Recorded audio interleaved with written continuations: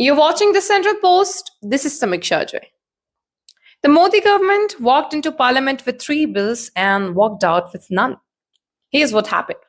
The government introduced two bills to implement the 2023 Women's Reservation Act, 33% seats reserved for women in parliament and state assemblies, and a third bill, Delimitation, redrawing every constituency and expanding the Lok Sabha from 543 to 850 seats based on the 2011 census.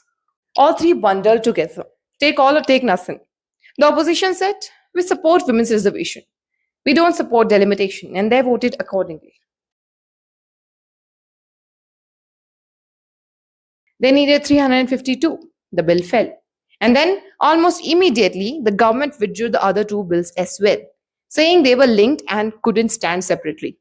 So the party that came in claiming to champion women's representation walked out having killed its own bills. Now, why did delimitation cause this much resistance? Because the 2011 census data means the North gains seats, the South loses share. Tamil Nadu would have dropped from 39 to 32, Kerala from 20 to 15.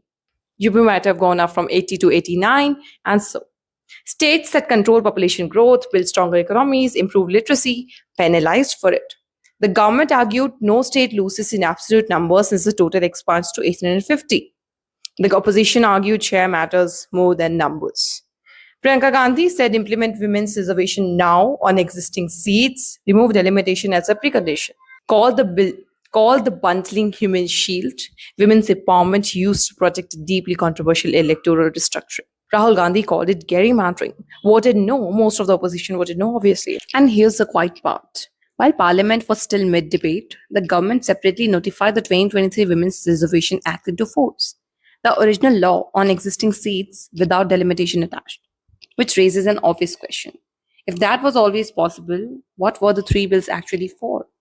The government now has to answer why it tied women's reservation to a bill it knew it didn't have the numbers for. The opposition has to answer why it let the optics of voting against women sit with them even briefly. Nobody comes out of this looking entirely clean. So you now have the options to draw your own conclusions.